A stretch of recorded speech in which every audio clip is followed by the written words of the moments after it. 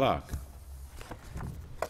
Private members' notices, notice number 3, motion relating to free trade agreements. Call the member for Bass.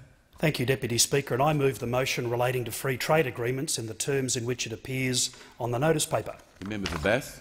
Thank you, Deputy Speaker, and I welcome this opportunity to highlight the trifecta of mutually beneficial free trade agreements concluded by the Abbott government. I also acknowledge the extraordinary effort, persistence, diplomacy and sheer hard work of our Trade Minister Andrew Robb, who delivered what many said wasn't possible: 3 free trade deals with Japan, South Korea and China in the last year. Minister Robb deserves our thanks and the thanks of our country for so quickly enhancing our trade opportunities, which will underpin our future prosperity for decades. These free trade deals mean new markets, new investments and more jobs across the entire economy. And opportunity, Deputy Speaker, is on our doorstep to grasp. As the world's attention and investment dollars increasingly focus on Asia as the key driver of global prosperity, Australia is perfectly positioned. Consider, Deputy Speaker, that the middle class from India to Asia, currently around 500 million people, is projected to grow to 1.7 billion people in the next 15 years, and you get some sense for how that demand for clean, green, quality and fresh products will grow exponentially over time. And we are well placed to benefit.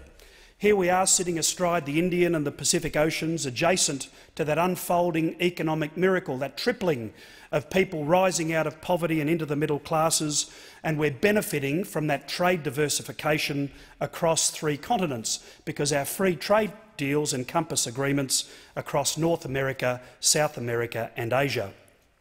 The free trade deals already concluded and those yet to come will certainly enhance our economic security, and the advantages are both tactical and strategic. I've heard many of my colleagues discuss examples where the removal of tariffs has meant more exports and substantial increases in price. In my own electorate of Bass, the Treasurer visited just a few weeks ago and he met a commercial fisherman called Carl Kraus. And Carl was able to tell the Treasurer that 18 months ago he was getting about $60 a kilo for his premium crayfish. Now, after these 3 free trade deals, he gets around $100 a kilo, a substantial increase in price. And Carl told the Treasurer he was investing more in his business because higher demand and better returns is what incentivises that investment. Last Thursday in Launceston, I welcomed a Chinese delegation led by Chairman Wang Xingde. They were visiting Bellamy's Organic, which has made enormous inroads into the Chinese market with their premium infant formula and toddler's milk. Now, it's fair to say that the Chinese delegation was enormously impressed by the opportunities for value-added food products that Tasmania offers, and many new ideas were sparked about other trade opportunities. Exports of cherries to China have lifted 114% since these 3 free trade deals came into being, with Tasmania's reed fruits going from 5 tonnes of export of cherries to almost 200 tonnes under the new free trade deals. And, Deputy Speaker, greater trade means enhanced capital flows into Australian agriculture, finance, tourism, infrastructure and mining. And the government is also working to ensure that we streamline approval processes for that investment. A good example is our establishment of the Major Projects Approval Agency in Launceston in July last year. And the Hodgman government, on coming to power, has co-located their Coordinator General in the same office. So what you get, Deputy Speaker, is working across both state and federal jurisdictions to make sure that we remove as much as possible any obstacles to investment. In Tasmania, we've also backed worthy projects that will help us produce more for growing regional markets.